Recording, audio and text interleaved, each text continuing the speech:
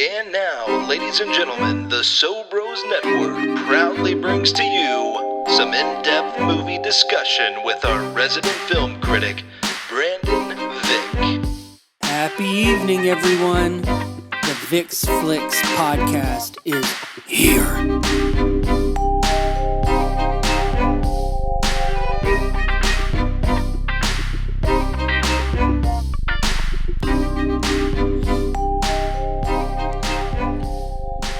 Welcome back to another episode of the Vick's Flicks podcast right here on Nashville Movie Dispatch. I'll be your host for the show, the EIC at Sobros Network, Big Natural Stoney Keeley.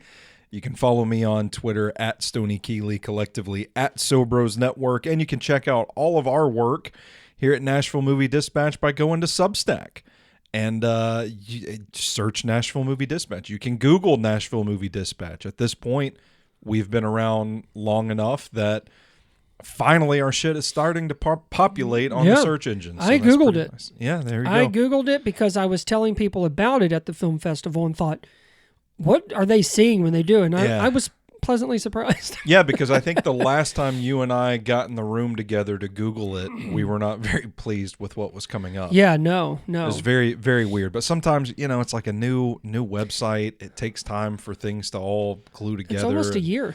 The search engines want to see that consistency of production and that sort of stuff. So you gotta check those boxes and pay your dues. Well, I'm happy to say the description is nice, makes it sound like a bigger deal than it is. But NashvilleMovieDispatch.substack.com was the first thing you could click on. Yeah, that's nice. That's nice. Good to see. Well, that other voice that you hear. I'm Brandon, by the way. That is our resident film critic here on Nashville Movie Dispatch. Board member of the Music City Film Critics Association, a member of the Southeastern Film Critics Association. How you doing today, my man? Good, man. It's award season. Award season, yeah, and it's... I'm starting to get those little emails of like, hey, this is coming out on digital, or hey. Have you gotten any collectible wooden moose? Like No. Mitchells versus the Machines? Yeah, I will say, Netflix, I think I got one thing last year that was like a big, like a actual like case with product, because I got of course ended up getting a huge backlash, but the what's that Netflix musical movie with Zoe Saldana won? Amelia Perez. Yes. I got something. I remember I got a shirt. Do you wear with that some one? Other stuff. Huh? Do you wear that shirt? In the privacy of my own home. I'm just curious. Yeah. I'm surprised. I don't. You know what I end up wearing? It's really weird. Is I got one about the Northman. Mm-hmm.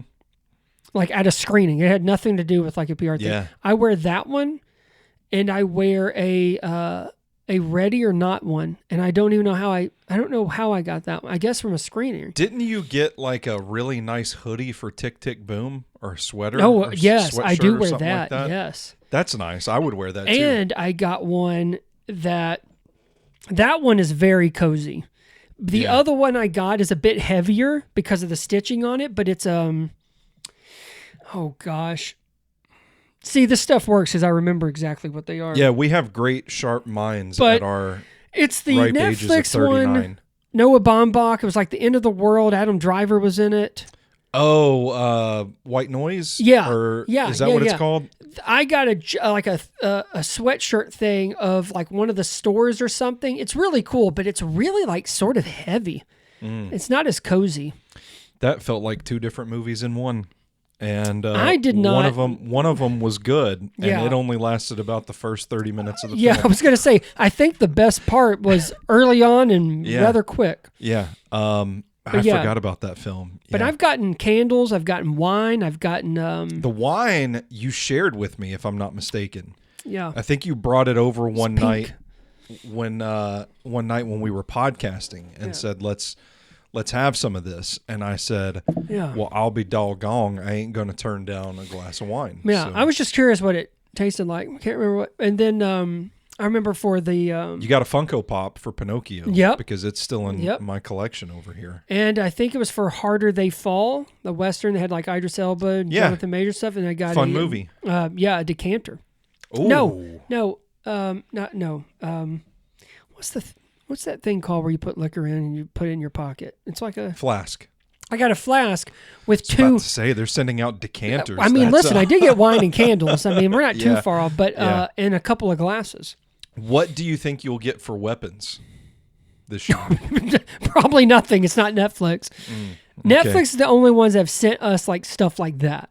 Other stuff I get now. We've gone to digital. I don't even get mailed stuff that much. If I'm speaking out of pocket, tell me to shut up. But don't. Is it Neon or A24 that sends you the big booklet of their DVDs?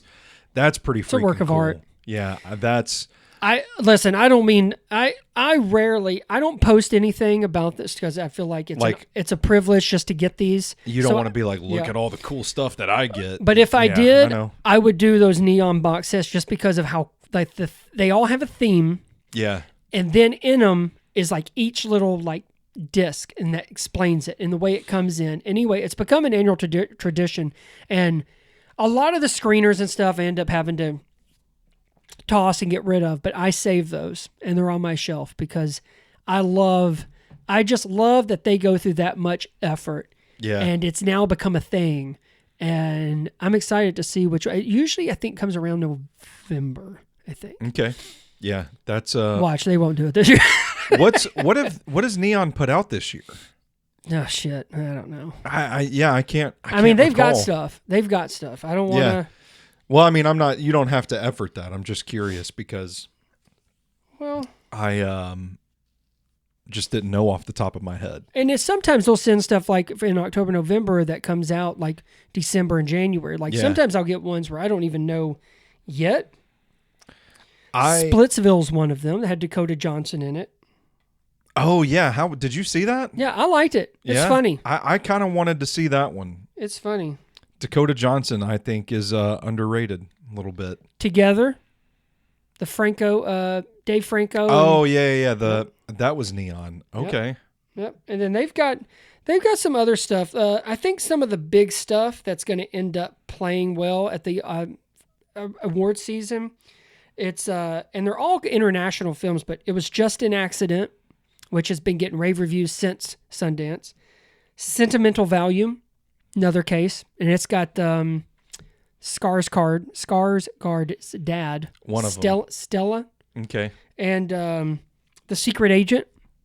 All of those have gotten really big stuff. And also, I was trying to click on one. Listen to this.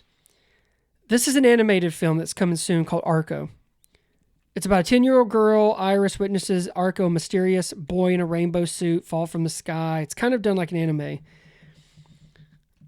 Starring, this is the voices, Will Ferrell, America Ferrera, Flea, Natalie Portman, Mark Ruffalo, Andy Samberg. Dang. So they got the heavy hitters are coming. Yeah. And they should be a part of that box set that I was talking about. I've had a hernia this week, and wah. we're here to just kind of catch up because we haven't caught up on the Nashville Film Festival since our preview. Yeah. This is the part on the other side of what we talked about on the last episode where we're looking ahead to the festival. Now the festival has happened and we're catching up on it. You went once. I saw one screening. Once. I had tickets for more than one screening. Yep. I was going to go see 2 movies on Friday and then was leaving Monday, Tuesday, and Wednesday open at the possibility of going to see more. And then I sent you a text message that I will not repeat on the air. Yeah.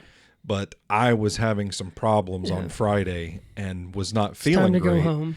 And I said, I'm going to cut out. I canceled my ticket for September Says, and I drove home after Louder Than Guns. And I ended up in the ER 2 days later, 2 mornings later. And that was it for me for the Nashville Film Festival 2025. I did have what a way to end. I really wanted to go see the Opryland documentary. Yeah. And I didn't get to do that, but thankfully it was a part of the virtual cinema. So I actually got to watch that this morning before we recorded this. We're recording on Friday the 26th. Oh, you saw it this morning? Yeah, I watched it this morning. So I was thinking that was like while you were laying in bed kind of thing. No, I wanted to, but then like all the pain meds I was on made it kind of difficult to pay attention. Oh, it's just the Opryland doc. You would have been fine. I didn't want to miss a second of that. Yeah, that was my childhood. That's true. And then I kept thinking there was going to be some revelatory information in it that there wasn't. But I love the old merch. Stuff that people had. Like I've still got some those mugs. I remember those mugs. It's clear as day. I've got some Opryland stuff around the house, but I really want to. I went to a vintage shop once and found a map of the park that somebody had framed, and I was like, man, they wanted. I think that was in. It was something like what? Yeah, I was here to say there's some. They wanted like $100 and something for it, and I was like, I don't know if I can swing that right now for something that I'm going to take home, and my wife's going to be like, "What the fuck do you think we're doing with this map of Opryland?" Now I would pay for like one of those hangman carts. Yeah, you just put out in the backyard. Yeah. Put my son in, act like it's a swing. I reserved my time in bed for the classics that I'd seen a million times because I thought, I mean, it was literally like I'd be awake and then 2 minutes later I'd be sawing logs. And then I'd wake up again and maybe watch 15 minutes of a movie and then I'd roll over and go back to sleep. And it was like that for 2 days. So I was watching things to cheer me up like The Lighthouse. Yeah. And it's a swell movie. I did watch Monster House. Oh, yeah.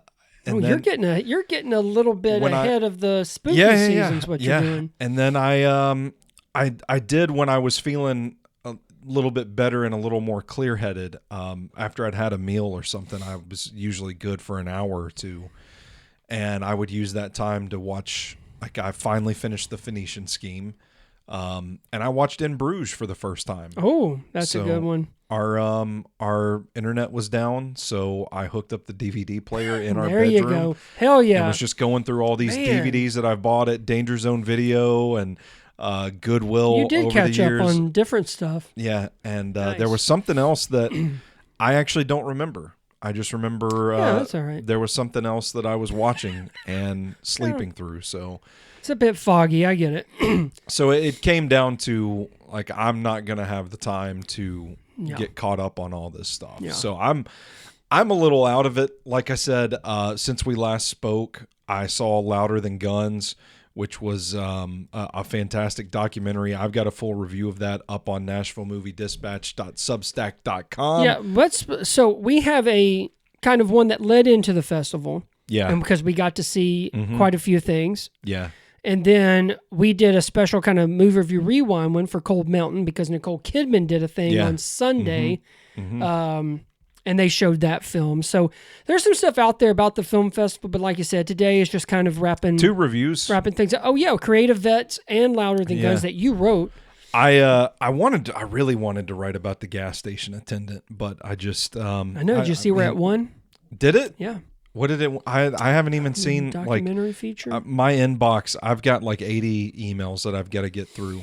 Best documentary. Maybe I will still write about it. And it's either Best of the Fest. It's kind of a blur because there was the Best of the Fest winners, and then there was the Audience Award winners. Yeah. But let me tell you something, buddy. I did some good picking because a lot of those I had seen. Where did that come to us via press release? Or it is. I think it's on socials now. Is it? Yeah. Okay. But Fuck Toys won something, and how was that? I saw that. The writer and the star and the director was there, and I tell you what, it's more of style over substance. It gets a little nuts. It's very much meant to be like kind of this like sexploitation, kind of like trashy, like it's for a reason. And there's a lot of things aesthetically that are great and part of the story, but sometimes it goes all over the place. Story-wise, I wasn't that engaged in, but you couldn't really help but not like, you couldn't look away because of just like the colors or like the production stuff. And she's actually from Nashville. She talked about how she came to Green Hills Theater to watch Napoleon Dynamite, which so did I.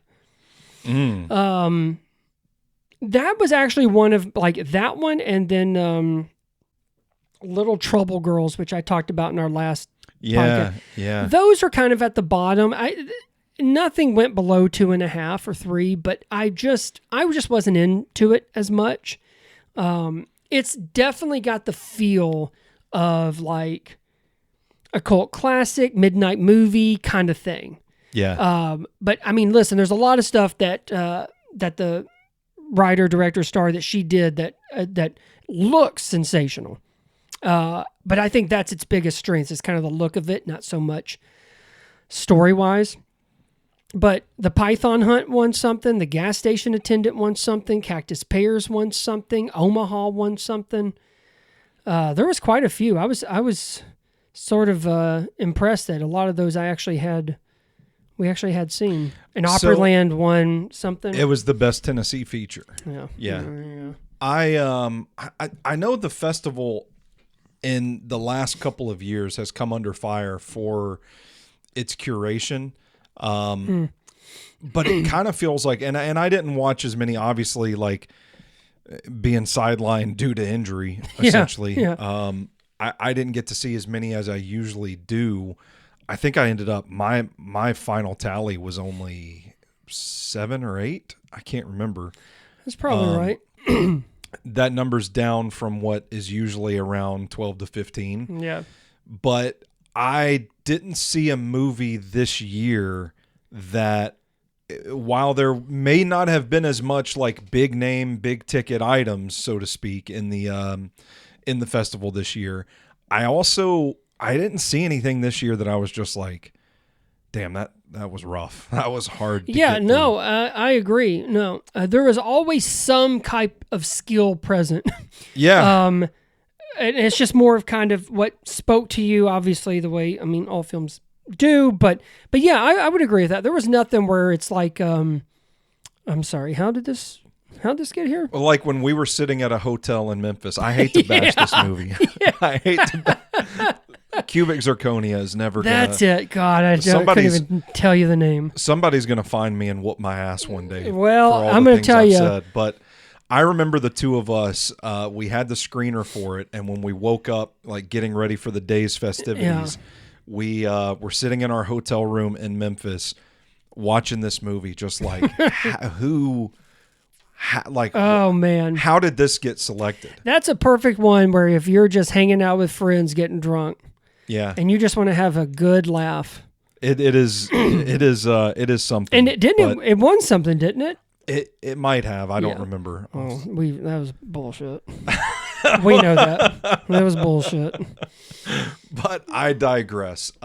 Didn't and to be like, you know, let's spread the criticism equally.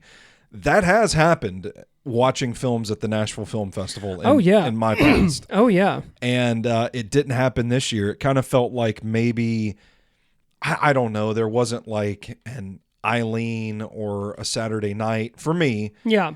Or anything like that. Was it the year? Come on. Like, yeah.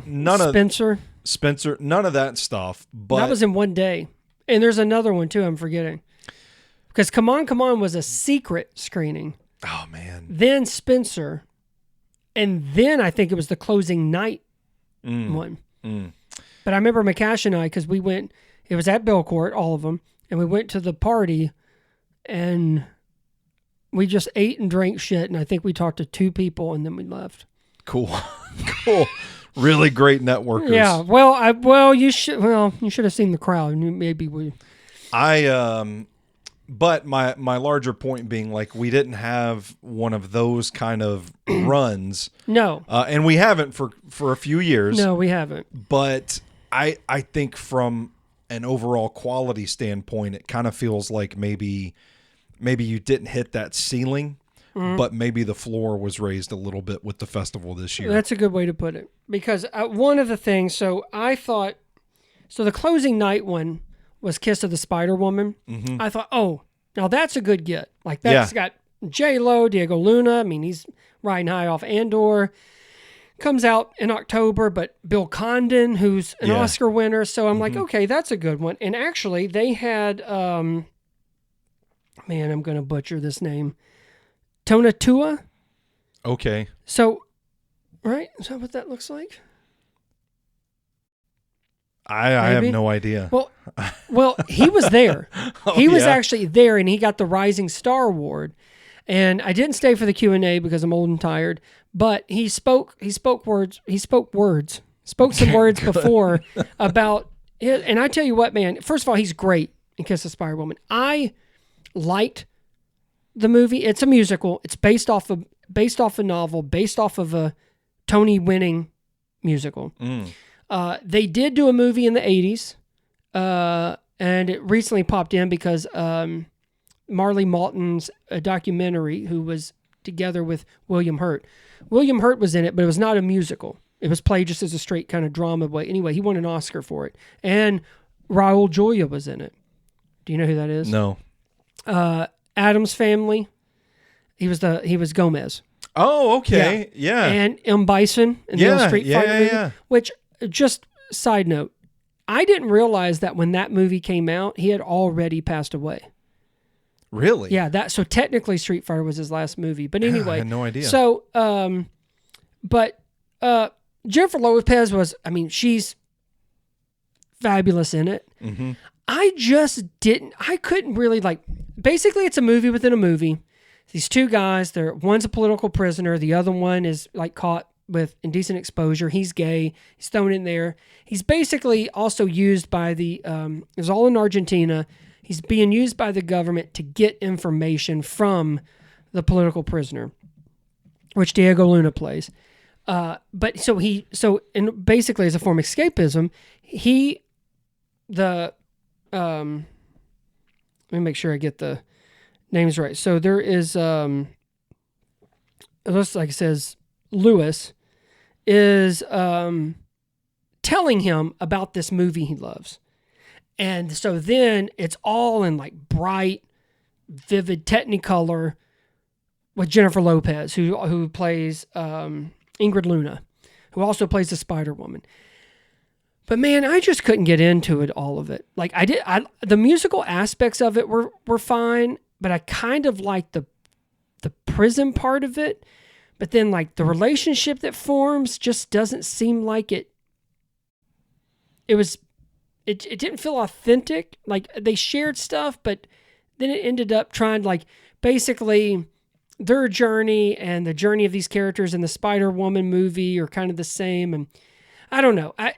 But he was the main takeaway. He is fantastic in it. But I thought that was a good get for a closing night one because it is getting buzz.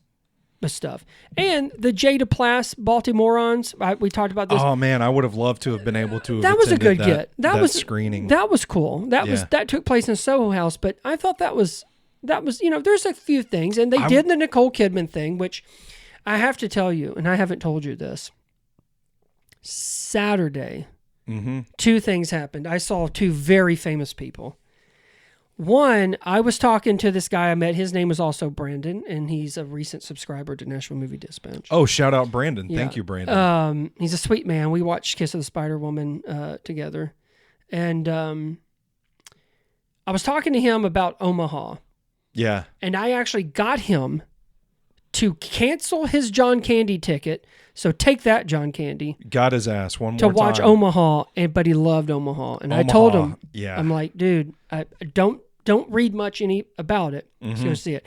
I'm talking to him, and I'm looking because the girl that's tearing the tickets or whatever has these big icy cup earrings. Yeah.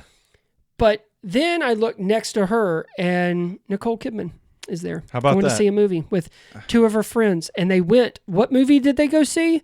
A Big, Bold, Beautiful Journey with Colin Farrell and Margot Robbie. What are you hearing about that one? Because so interested. My friend Brandon loved it. You should have asked Nicole. I should. I was going to say, I had to get on with it, but I've heard it's not very good. Yeah. I've heard that the script is lousy and Colin Farrell and Margot Robbie are just basically, floating around in there. Just hanging out. Yeah. But then before that, I just got done eating and I'm walking and I see someone pass by, turn back to look, and it's Mac Lunn.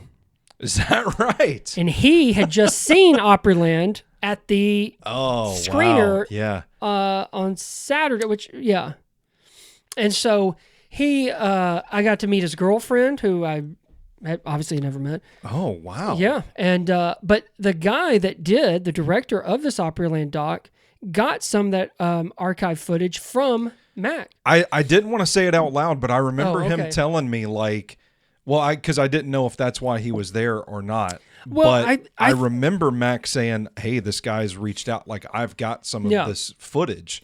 Well, he did tell me he didn't make the movie. Oh. Which I now know that to be true because I hadn't seen it at the time. Yeah. But so that's a wild Saturday, if you ask me. Yeah, that is a pretty wild Saturday. But yeah, I thought I'd tell you that on air. Thank you. But yes, Kiss of the Spider Woman was okay. It was kind of in the middle for me. And we talked about Baltimoreans, and Omaha really is one of the best things I saw there. Well, let's get this out of the way now. Then let's ask it. What was your best of the festival? So I have one feature and one doc. Okay. There was it was actually added a special presentation the same day of Kiss of Spider Woman, and it's called All That's Left of You. It's an international film. It's about Palestine, but just about generational trauma, where it kind of starts in the 40s and eventually ends in like 2002. Yeah. Of just like a father who has to abandon his family, who ends up having to abandon his land, and then they have to start over again. And then what does that do to the son? And then the son has his family. And it's really about the culture, but generational trauma in the whole situation within involving Israel and Palestine. And obviously it's a hot topic, but it's a family story, but it just shows the ripple effects of things that are done that end up just kind of trickling down. And I found it very moving and very powerful. I was very impressed with it. And it's like almost 2.5 hours, but it's such a tale of just struggle and survival and love. And there's a thing that is said in there that I put in my letterbox that just talked about that, how your humanity can be the resistance. And it was really good. I really enjoyed it. And I just read literally that afternoon that Mark Ruffalo and Javier Bardem have put their names and they're executive producing as well on this. Yeah. And it comes out in November, I think. And then another one's called Speak. That's the documentary about, basically it's called like oral something, but it's basically you are giving a speech about all these different things. I think a lot of it dealt with whether it was with judgment or whether it's immigration, race, whatever they want it to be. But the competition, man, what these kids put themselves through and the coaching that's involved. And I found it completely fascinating. The characters that they follow, it was, one had lost his mom, one was coming out as gay, and kind of the exception in that in Minnesota, and a lot of immigrant stories on how like they came, like someone's parents came here, but the thing I walked away with the most is I had hope because these young kids, they've got the right idea, they've got the right passion and determination, and I sure hope they can do something with it. So those are my top two. And then right beneath that was Omaha. Saw a movie called Peacock that I really liked, another international film, but it's a very satirical about basically having this job where he's being all kinds of different people for them, but then he kind of has lost himself. And the ending is so absurd, but it's so perfect. So I really like that one. And then Python Hunt. Man, I've told you, I was hoping you could get to see that one and drag yourself to it, but it's a wild ride. And one of the guys named Jimbo, who actually has the best kind of story arc as someone who used to do this annual Python Hunt thing to kind of changing his mind and kind of seeing maybe for what it truly is. He showed up for a little Q&A thing that actually did that's cool. Stay for and stuff. That's and so it was cool. He's been on like Swamp People and stuff like that. It was pretty cool. I wanted to see that one, but I have a terrible phobia of things jumping out of the water at me, and I thought there was none of that. I don't know if I could see that on the big screen. I mean, I tried to get a screener, but that one wasn't available. And you see it. I mean, you see them, but there's nothing like crazy. But some of them, like the way that they just pull them out. Yeah. But it also has this emotional tug because of basically pythons may not really be the problem. Ooh. And then Jimbo gave an update of basically being like, listen, the glade is not, I mean, it adapts. And so it's already talked about where he said they've already adapted to these pythons that came in. And there's a whole thing about the flooding that brought them in and stuff. But he said that that they didn't quite know, like pythons reading this, and this, and it's bearing out everything else and kind of the nature of itself. And come to find out that's not necessarily true because all these animal species are kind of adapting to it. But that one of the examples he gave was that they found a python in the mouth of a cottonmouth.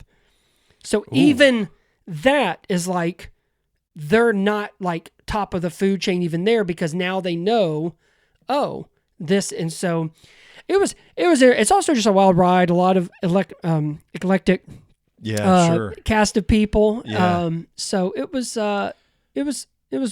good. I like that one.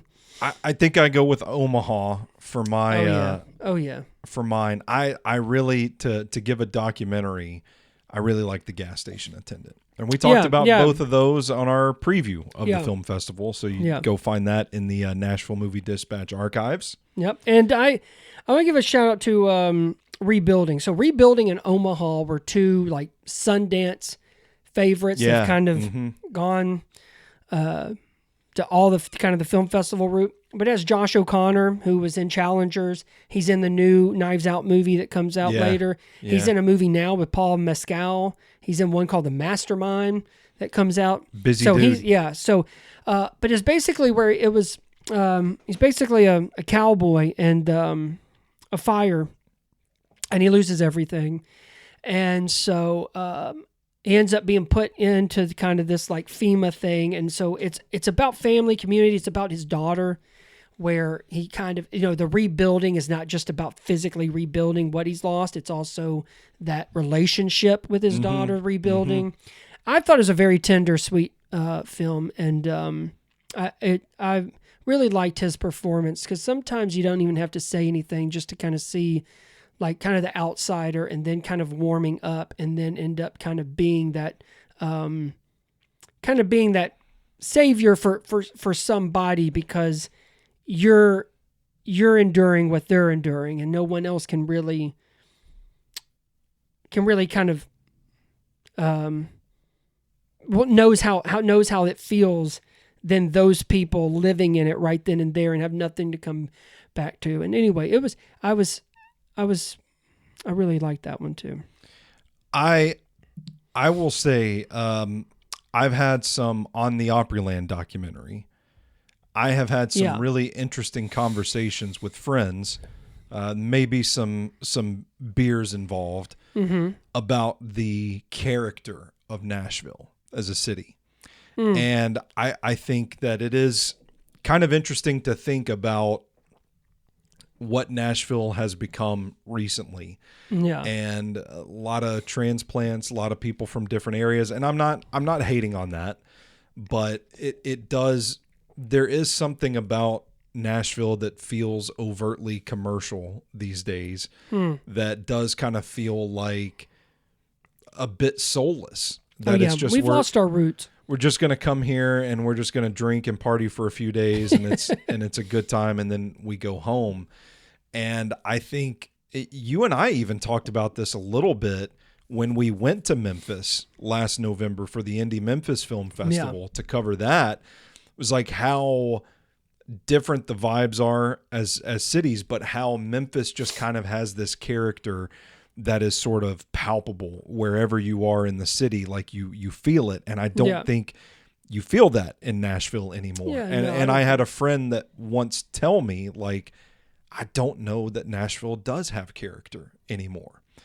And I was reminded of this conversation watching the Opryland documentary. Yeah. Because there were a lot of childhood memories in it, but I just remember that version of Nashville, that old Nashville from the 90s and the 80s and the 70s before me. But it did kind of make me think, like, man, I know like downtown Nashville was not a place you wanted to hang out back in the 90s. Yeah.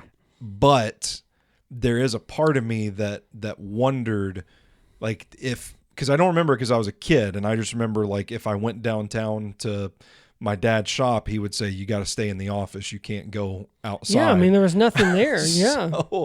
But it does kind of make me wonder if, I don't know, things were different back then. Like, things had more character. It felt like when I was a kid. And in a way, watching the documentary kind of made me think, like, it was around that time when Opry Mills opened and things start really ramping up for the tourism. Yeah. Just sitting here wondering, like, did old Nashville die with Opryland? I mean, I'm sure you can link it to that in some I'm going to work on an way. essay. I'm going to work on an essay. But I mean, the whole thing was like, oh, you can listen to live music. And when the Opryland doc, like, they wanted to be a musical theme park. Yeah. Like, not so much all about the rides, but about these performances. And one thing I enjoyed is that I didn't realize just how much they put into those, like, performances were, like, I forgot the number, but a lot of them went to Broadway. Well, I mean, it was like super professional, not like someone just gathered up, you know, locally. I mean, there were real artists, performers. And I'll be honest, I didn't see a whole lot of that because I did like the rides and stuff. Well, we were kids. Right. So, I mean, to go in that theater and watch something, which I remember doing, but, you know, that was boring for, you know, a 10-year-old that want to go on a roller coaster. Born in 86, we got what, like, and I mean, you can't say 10 years because it's not like my parents were trotting me out there as a newborn, but yeah, we did have a pass. I do remember that. I would say I probably had maybe 5 or 6 years with Opryland. Yeah. And I remember when the mall came, I remember telling my mom, like, well, at least, you know, like, it got to a point where when the mall came, I wasn't really going to Opryland anymore. Yeah, that's true. So it's like, oh, well, I'm glad I got to enjoy it while I was a kid. But now when I watch, I'm like, you know what? It's actually a shame. Yeah. Because other kids now don't have that. Now you're a father. Right. And you don't have that to share. And it would be a much cheaper trip for my 40th birthday if I could just go to Opryland. Ain't that the truth? So, but ain't that the truth? That's part of it. I mean, the Opryland doc is nice. It's nostalgia driven. It's a trip down memory lane. I don't really think the doc does anything for... Well, that was my thing to you, was like, imagine showing this to somebody that didn't go to Opryland. Like, if I showed it to my wife, what would she say about this? Right. I don't know. And I don't think anybody... I don't think But if you went, if you lived it... When they show you that... when they go... I had no idea Dippin' Dots, like, that was the first thing. I had no idea. Yeah. I remember that, and I remember... Grizzly River Rampage and the log ride, which I didn't really go on that one, but Screaming Delta Demon. And like they were talking about how chaos was like a thing of like state of the future. art. Yeah. That's cool to see. But then, and like I remember where the train would come. Like I remember that stuff, but at the same time, as just an informative documentary, I feel like it kind of does the bare minimum. I don't really think we get a lot. I think there's some interviews that are fine. There's others that I just don't really know if it adds anything or we go a long time before we even see them again. I forgot even what they did. But we were talking before this, like, I'm glad that guy got to get on that train. I was stoked for him. God bless him, because he was excited. But but also, I mean, it plays well here. Yeah. And I don't think it plays well anywhere else, because if you say Opryland, USA, a circle broken in New York, who gives a shit? Well, and it's everybody because has a story, I'm sure, of something they love. Yeah, it's paved paradise. It is not. Yeah, because I don't think the story is very scandalous or controversial. It's not universal. Right? Yeah, and it is like just it's a bit of nostalgia for nostalgia and corporate greed. All right. Yeah, so America. it was, man, what I wouldn't give to go down one of those rides again. I don't know. I'm almost 300 pounds now. The Wabash Cannonball, which in the documentary they acted like that was like the ride, and I think it was the first roller coaster you got to. No, it was like the first roller coaster they had that was like a roller coaster. Yeah, roller is that coaster. the Rockin'? Was that ended up being the Rockin'? I feel like that was the. No, isn't that the same thing? The rocket? No, that was two different. Wasn't? The Rockin' roller coaster you got in like the old timey looking thing. Okay, then Wabash Cannonball is the one that I would ride first, because it was blue. They showed it. They showed it in the documentary. Well, that's what I remember, but I thought it was called. I thought they changed the name. No, to the Rockin' roller coaster or something. No, that was like the. I don't remember. I have an image. I'd have to look it up, but that was in Doo-Wah Diddy City. That part of the park. Yeah, where you spin on those things. So I think they were old timey cars. But I can't. I can't remember. No, you're right. I just remember that one hurting my knees because the sides came up. Kind of high, and it would turn real quick, and my knees would smack against. And also good for Roy Acuff for he had a fucking house. Yeah, for leaching on that amusement park. Yeah, I didn't know that was an option. I didn't either, and apparently it was only for him. And then he hung out there, which God bless him. But the Grizzly River Rampage. Yeah. I remember the bridge. Yeah. Where you get soaked over the on. Old Mill Scream. Yeah. The log ride, the Flume Zoom, or whatever it was actually called. Yeah. The Wabash Cannonball. I was surprised they didn't talk about the Hangman at all. I know they showed it. And I don't know if it's because that was a like big deal. The latest edition, so they didn't, or that someone died on it. Yeah, I don't know. Maybe they were like, but we'll leave that part out. I thought for sure, but then I'm like, okay, I guess they didn't, because that was kind of the last attempt, and then like what, 2 or 3 years later, it's when it closed. Yeah. But and it's funny because it's like, yeah, you know what? Like they were getting pressure to build new stuff, but first of all, that's not really what they wanted Opryland to be, and second of all, as somebody talked, like they're landlocked. You can't go anywhere. Yeah. So what you have to replace something, which I don't know how you do that. So, but you kind of get to a point where you're just kind of like, yeah, all this stuff kind of makes sense that these people got involved. So right, it sold it to someone else, and then that person they can't build anymore. So that's what I'm saying. It's not very like scandalous. The only thing salacious is that people were going, and it was making money. It was not a business failure. It wasn't like they're in the hole. Which I remember some reports at the time. People were saying like, oh well, nobody goes to Opryland anymore. Well, and the one thing that came out of it was that no, we're not going to get rid of it. It's going to take this, and then, and I sort of remembered that because there was a time where you went and you could still see Grizzly River Rampage, and that was going to be, that wasn't supposed to be, and then it just took over. I don't know if I'm implicating myself here. With some buddies of mine, actually, Mac Lunn, who you mentioned earlier, you ran into at this screening. Yeah. Went to the Opryland Hotel one night, just dicking around like teenagers do. Right. And met up with some buddies, and we actually jumped the fence and walked through the Grizzly River Rampage that had been drained for, almost 10 years at that point. It was sad when they went back and just showed like the remains of it. Yeah. And and then it's like, well,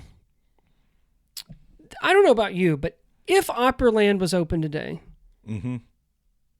would it be the same? I don't know.